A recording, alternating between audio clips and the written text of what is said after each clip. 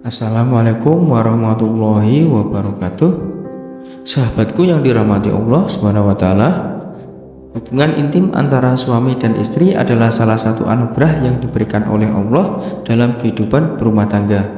Banyak pasangan yang memungkinkan menganggap hal ini hanya sebagai bentuk pemenuhan kebutuhan biologis semata. Padahal, jika ditinjau lebih dalam, hubungan intim memiliki nilai ibadah yang sangat besar.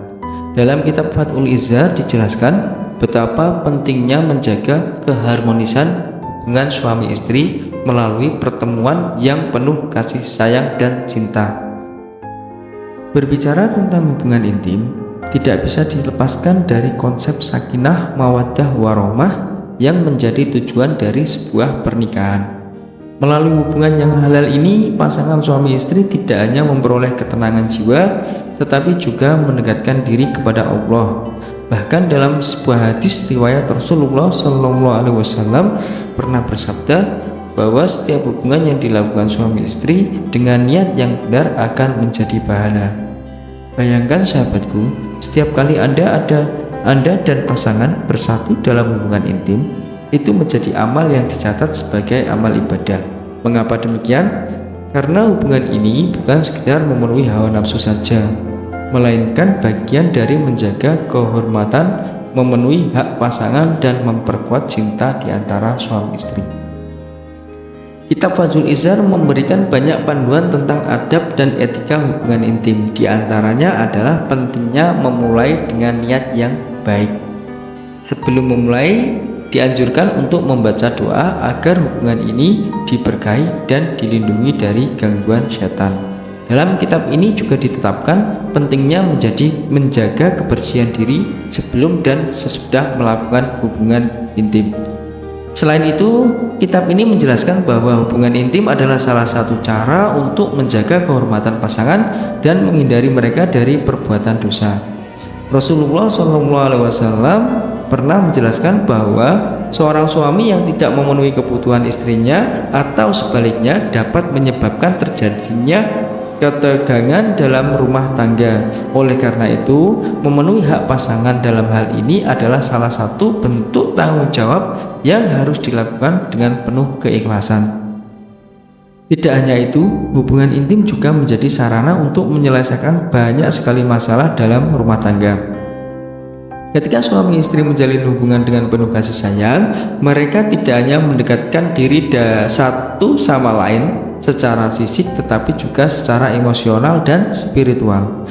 Rasa cinta, pengertian, dan kepercayaan akan tumbuh semakin kuat melalui hubungan ini. Dalam Fathul Izzar dijelaskan pula tentang pentingnya komunikasi dalam hubungan intim. Suami dan istri dianjurkan untuk saling berbicara, memahami keinginan masing-masing, dan menjaga perasaan satu sama lain. Hal ini penting agar hubungan tidak menjadi rutinitas yang membosankan, melainkan momen yang selalu dinanti dengan penuh kebahagiaan. Kitab ini juga memberikan suatu pedoman tentang cara memberikan kebahagiaan secara kepada pasangan. Salah satu poin yang ditekankan adalah bahwa hubungan intim bukan hanya tentang kepuasan fisik, tetapi juga memberikan kebahagiaan batin. Oleh karena itu, suami istri harus saling berusaha untuk memahami apa yang membuat pasangan mereka nyaman dan bahagia. Lebih dari itu, Fathul Izzar juga menekankan bahwa hubungan intim adalah salah satu bentuk ibadah yang memiliki banyak manfaat, baik secara fisik maupun mental. Secara fisik, hubungan ini dapat meningkatkan kesehatan tubuh, memperbaiki sistem imun, dan mengurangi tingkat stres. Sementara itu, secara mental, hubungan ini dapat memperkuat rasa cinta dan kepercayaan antara suami istri. Sahabatku yang dirahmati Allah Subhanahu wa taala, seringkali kita merasa malu atau enggan untuk membicarakan topik ini secara terbuka. Padahal, dalam Islam semua aspek kehidupan memiliki aturan dan panduannya, termasuk hubungan intim dengan memahami dan melaksanakan adab yang diajarkan dalam kitab-kitab seperti kitab Fathul Izzar. Hubungan intim dapat menjadi lebih bermakna dan berkah. Sebagai contoh, kitab ini menyarankan agar suami istri tidak hanya memperhatikan kebutuhan fisik pasangan saja, tetapi juga emosionalnya. Memberikan perhatian, pujian, atau sentuhan yang lembut sebelum memulai hubungan. Itu adalah salah satu cara untuk menciptakan kenyamanan. Selain itu, penting juga untuk selalu mengakhiri hubungan dengan rasa syukur kepada Allah atas nikmat yang Dia berikan. Salah satu hikmah besar dari hubungan intim adalah lahirnya generasi yang soleh dan solehah.